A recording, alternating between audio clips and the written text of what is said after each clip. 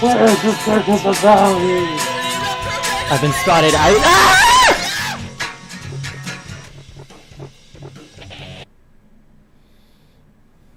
Didn't even have time to say I've been made. Hello everybody and welcome back to another episode of DPLIve, where my name is Dana Pond and you would be watching this DPLIve, possibly even in real time. Now today I'm joined on the couch by my best friend Pert Pickles from Canadian indie rock band Lost As Found. And if you're interested in checking out Canadian indie rock band Lost As Found, check out the links in the description below. There's Apple Music, Spotify, Deezer, all those good places.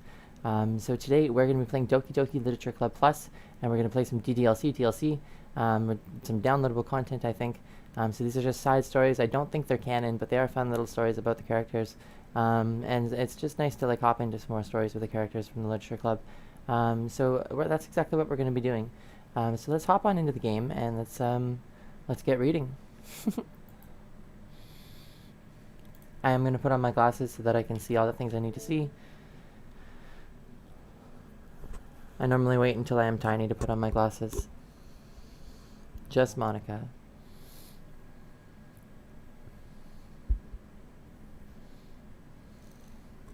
Just because there's so much glare.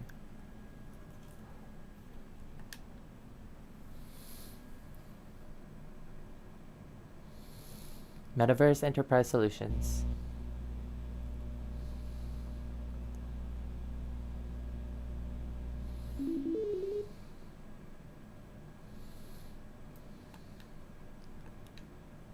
Login. I'm pressing A. Root. There we go. Side stories. So we're on Understanding Part 2. Begin the side story? Yes.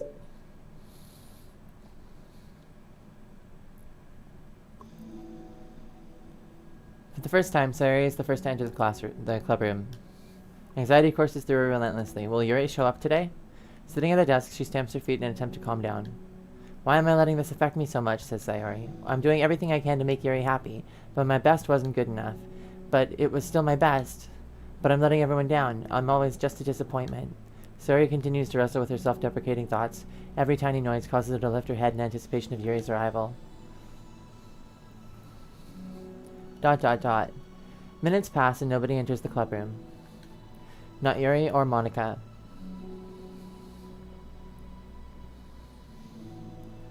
Gosh, I'm so late, says Monica. Why did I offer to help those other students with their work? I'm such a pushover sometimes. It's going to leave a bad impression on new club members like Yuri if I'm not the first one there. Monica rounds the corner, approaching the clubroom. As she does so, Yuri? Says Monica. Yuri, Yuri jumps at the sound of Monica's voice. She's sitting outside the clubroom against the wall next to the door. Embarrassed, she quickly closes the book that she was reading and stands up. Monica, oh gosh, I'm so sorry I'm late. You didn't have to wait outside for me. The door to the clubroom is open. Yuri, it's not... Yuri stammers, unable to explain herself. She peers inside the clubroom through the window and then looks away. Yuri, actually, I was wondering if I could help you today instead. Monica says, huh? Me? With club publicity stuff? Yuri says, yes. Monica is utterly confused. Why is Yuri asking this all of a sudden when she was so eager to spend time with Sayori before? Did they not get along after all? Monica looks into the clubroom to see Sayori sitting inside alone. Monica says, okay. It's kind of a simple job, but I'd be happy for you to tag along. Yuri says, me too. Monica is worried, but she finds it difficult to insert herself into whatever conflict that may have arisen. It's a little ironic she realizes that she could be so conflict avoidant after having been in a debate club. Okay, let's take a walk together, says Monica. I just have to make copies of this new flyer, then go around to the billboards and replace the old ones with the new ones. Yuri nods, and the two set off. The two walk in silence. Without Sayori, Monica finds it quite difficult to strike up conversation. Monica says, so, how's everything been going? Yuri says, fine. Monica, that's good. Neither of them follow up with anything more. Monica tenses up the stinted conversation. How the heck did Sayori do it? Sorry, I didn't see you yesterday. I went straight to the computer lab to work on flyers. Yuri says, Sayori told me. Monica says, what did you two end up doing yesterday? Yuri, just some reading. Monica, oh, I'm glad. It's really starting to feel more like a literature club now. Monica says, yeah. It's kind of funny. I felt so intimidated at first when I heard about the kind of reading you were into. But you know, it's kind of stupid of me because I'm just intimidated by things I'm not good at. And it's silly to assume that everyone who comes to the club will have the same interests as me. But it's so cool that you were able to get Sayori into it. It's like the club is working. I'm really happy about that. Yuri, she's not into it. Monica says, huh? Yuri says, she's not into it, and I'm stupid for forcing it onto her. Yuri falls silent again, as if she started her thought but can't figure out how to continue it. Monica says, did something happen? Yuri sighs. Yuri says, no, it's just me. Yuri pauses. Monica says, Yuri says, I'm thinking. A moment passes in silence, then Yuri shakes her head. Yuri, I shouldn't be complaining to you all of a sudden. Monica says, don't be silly. I won't think you're complaining. I just want to make sure you feel welcome. If it's important to that, then you can tell me anything. Yuri says, well, I do feel welcome. Yuri says, too welcome, I guess. It's not an issue with the club, it's just an issue with me. So I feel wrong to inconvenience you with it. Monica says, ah? Monica pauses and thinks. Monica says, well, what if we put it this way? It's my job as president to understand the needs of the club members, right? And we're going to have all kinds of people joining this club, hopefully anyway, and learning about the diverse needs and interests of everyone will help me come up with club activities that everyone can be happy with. And Yuri says that everyone can be happy with? Not just only some people? Monica says, of course. I need to be looking out for everyone, otherwise what kind of club would it be? Yuri says, I see. Yuri looks a little more relaxed. It signals to Monica that switching from sympathetic approach to pragmatic approach was a good choice. Each individual truly does have their own needs. Yuri says, okay. Yuri takes a deep breath. Yuri says, I'm a really weird and awkward person. I've accepted that about myself. I just don't know how to, I guess, connect with other people. How is it so easy for everyone else? How do you just make conversation about any arbitrary topic? I can talk for hours about the things that I'm into, unfortunately so much that I don't know when to stop. But for anything else, I just have no idea what to say. So I understand that about myself. I'm just not good with people. I can't help it. So it feels like whenever I'm confronted with a new social situation, I'm either ignored or made fun of or taken pity on. And Sayori falls into that third category. Monica says, what? Hold on, you're saying that Sayori is taking pity on you? Yuri nods. I just want to be treated like a normal person. If you don't like me or you don't connect with my interests, then just tell me. I can accept that and move on. Sayori is too nice to me. I'm so stupid for not realizing that she would just go along with whatever I pushed onto her. Nobody deserves to put themselves through that kind of discomfort just because they pity some weirdo who doesn't know how to make friends. Yuri, it's the worst feeling. I hate it. Yuri's sharp words cut through the tense air. Somewhere in the middle of the conversation, the two stopped short in the hallway, prioritizing the conversation over their original task. Monica looks at Yuri. Yuri only looks down with her fists clenched. Monica, I think you should tell her that. Yuri says, I could never say that to someone's face. It's pathetic. Monica says, Sayori is different. Making people happy is the most important thing to her. I'm sure that's all she's trying to do. So if you're able to explain to her what makes you happy, then she'll do anything to make it happen. Yuri says, that's the problem. What kind of friendship has one person always trying to cater to the other person's weird needs? Monica says, ... Yuri says, I'm sorry, I'm making myself sound so... Monica says, no, I think I'm starting to understand. Monica hesitates to finish her thought out loud. It's something that Sayori would be able to say better. Sayori is someone who will give anyone however much kindness they need in order to smile. But Yuri, who has difficulty accepting kindness, must be driving Sayori to be even more assertive in her kindness, further exacerbating the matter. Neither person is to blame, but it's an issue that can't be resolved without them understanding each other better. Sayori wants to be your friend. I promise that, says Monica. It's okay for different people to have different needs. I mean, Sayori, she has her own needs too. But good friends work together and can be what they need for each other. You just have to have good communication and talk about it. Yuri says, I don't have good communication. Yuri stops and shakes her head. I'm sorry, I didn't mean to say that. My head is just, it's so resistant to everything. I'm pushing such a kind person away from me because of it. Yuri pauses to think. I'm so tired of this cycle I'm creating for myself, says Yuri. I think I'm afraid of people pushing me away that I just push them away first. How thoughtless and immature of me. Yuri takes a deep breath and exhales. I didn't mean for this to turn into a whole venting session, but I understand now that I just need to communicate with her. Ahahaha, you're totally fine, says Monica. It's for the club, remember? You're just helping make the club a better place for everyone. Yuri says, yeah. Yuri falls silent again. She looks like she wants to say something. Yuri says, this kind of critical thinking is something that I'm really bad at. You know, about people. So, thank you. Anytime, says Monica. Monica smiles at Yuri. For just a moment, Yuri finds it in herself to meet Monica's gaze, returning a shy smile of her own.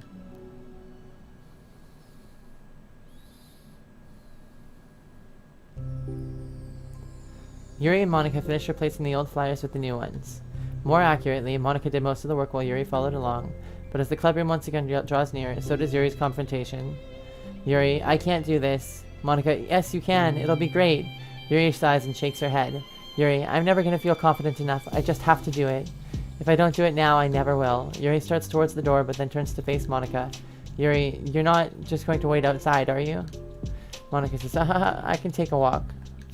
Want me to get you a coffee or something? Actually, I prefer tea, says Yuri. I like to make my own though, so please don't worry about it. Although I suppose that's one downside of reading here in the club other than at home. I don't get to drink tea while reading. Sorry, I guess that has nothing to do with this.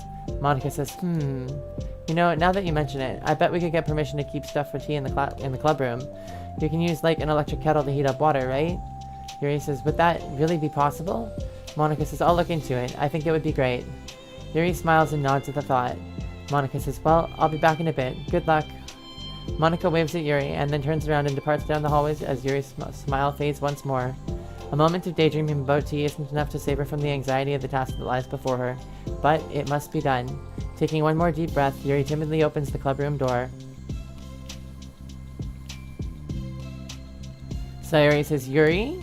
Wait, hold on, I'm not done yet. Sayuri shuffles a bunch of papers around. Yuri says, Yuri stammers, her words suddenly caught in her throat. At that moment, she realizes how Sayuri has been spending her afternoon. Sayuri says, I wasn't expecting you to come today. I was really hoping to make it all the way through the next chapter first. But I got most of the way through it. And look, Sayuri holds up a sheet of paper. It's a page of notes, beautifully produced with indentations, categories, and even color coding. As Yuri sees it, her expression shifts from anxiety to despair. Sayuri, I was afraid you were getting disappointed in me, so I've been trying really hard. Yuri says, stop. Yuri presses her fists against her forehead. Please stop. I can't take this. Sayuri says, Yuri? Sayuri's voice quivers in shock after having received the exact opposite response she was expecting. Yuri says, I'm sorry. Sayuri looks away in guilt. Did I do something wrong? Says Sayuri. I don't understand, so if I did something wrong, please tell me. Yuri shakes her head. Yuri says, no, it's me. I keep putting myself in these situations where people are afraid to treat me normally. If you don't like this kind of reading, it's okay. Please just tell me. I don't need to be treated differently just because I'm weird. Sayuri, but I don't treat you differently. I just want my friends to be happy. So I thought if we did something together that you really like... Yuri says, I don't want your pity. Whoa, Yuri. Why did I do that? Yuri sinks to her knees. Her voice squeaks. I'm sorry, says Yuri. Tears of guilt and self-loathing begin to stream down her face. This isn't how it was supposed to go. Why is it so hard just to articulate your thoughts? Why do you end up pushing everyone away from you? Yuri's mind pounds with internal accusations as she shuts her eyes, unable to face Sayuri or the rest of the world. She should just leave. Or just escape from here, before Monica sees her like this, and before Sayuri tells Monica what she did. But before Yuri can put any strength into her legs, she feels a warm pair of arms gently wrapped around her from behind. Sayuri says, it's okay. Sayuri whispers in a soothing voice, it's okay. It's okay. Overcome by despair, Yuri finds herself unable to protest or pull away from Sayuri's kind gesture. Yuri sniffles, breathing heavily through a clenched throat, trying with all her willpower to control herself. I understand, says Sayuri. I understand that the things you're feeling in your head are different from the things you're trying to say. I know that must be what you're feeling right now. I promise I understand that, so I'll give you as much time as you need.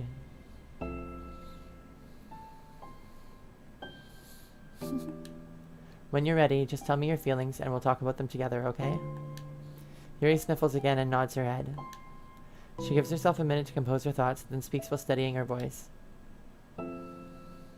Yuri says, I think that I've gotten so used to people being weirded out by me that it feels like anyone who's nice to me is just doing it out of pity. I'm so horrible with people. It makes me not want to believe that someone can actually like me for who I am. Yuri pauses, but Sayuri doesn't interrupt. Rather, she waits for Yuri to continue. Yuri says, I got so excited when I joined the literature club. I thought it was finally my chance to make friends through my interests. Because my interests are the only things I know how to talk about. It's all I have going for me. But then, whenever I catch myself getting overly obsessive in front of other people, it feels like I'm making a fool of myself. And I hate myself for it. Ultimately, I just want to be treated like a normal person.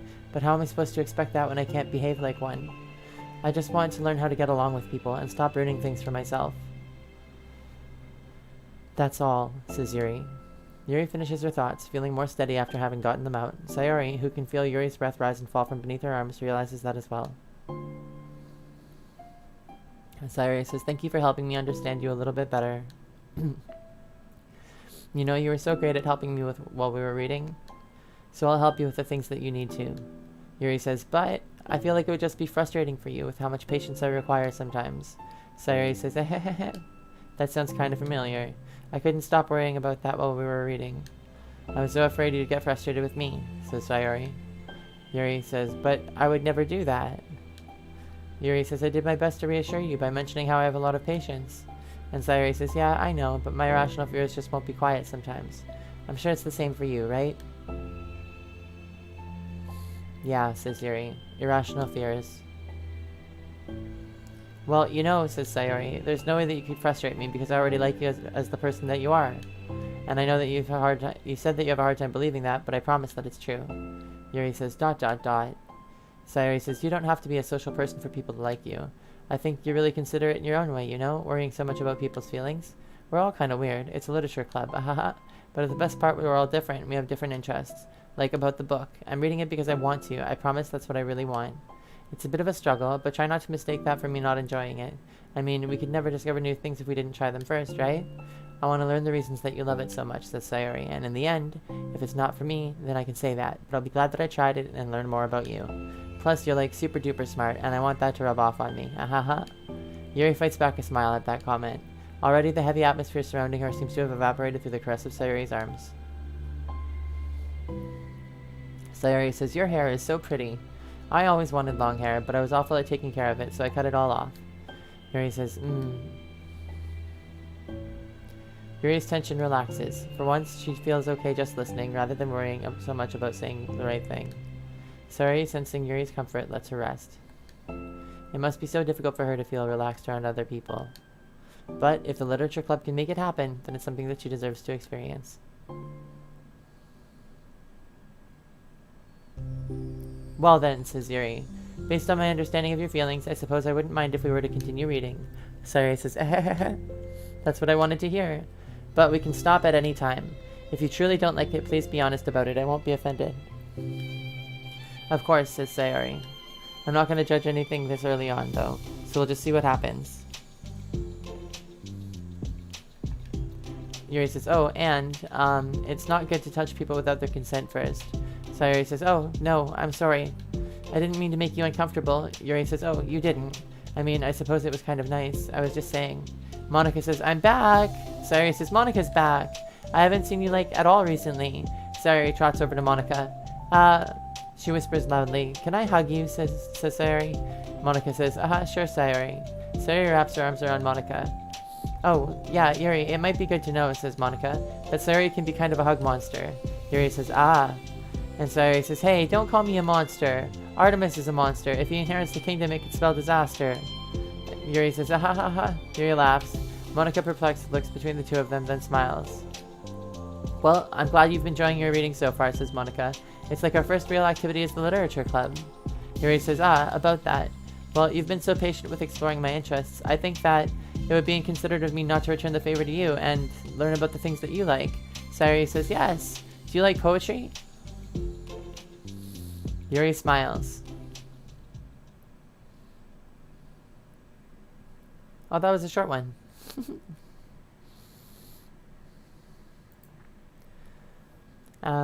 I think we're going to call it there. That's just a short little episode, a short little DPLIve. So thanks for watching, thanks for hanging out, thanks for playing video games, thanks for playing Doki Doki Literature Club, plus DLC. That was cute. That was a cute little story. And there's 2 more stories. I have to unlock them by going through the main story and writing poems exclusively for Yuri, and exclusively for Sayori, and exclusively for Natsuki, I think. And, but yeah, I don't have those unlocked yet, so I can't play them for you. But I played through the ones that I do have unlocked, and when I have unlocked more, I will let you know in the form of just going live and reading them. You can expect that sometime. Very broad and vague, I know, I'm sorry.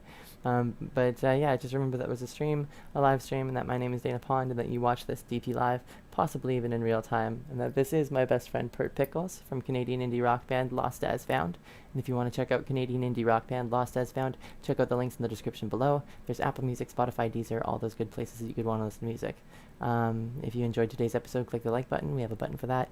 And if you haven't already, subscribe to the channel, turn on the notifications, and that way you'll get notified when we're going live. And when we're live, you can hop in the chat and come say hi. And if you come catch me in the chat, I will catch you in the next episode. And that's how that works. Bam. So, thanks for watching, guys. Thanks for hanging out, and thanks for playing video games. Bye for now. Bye-bye.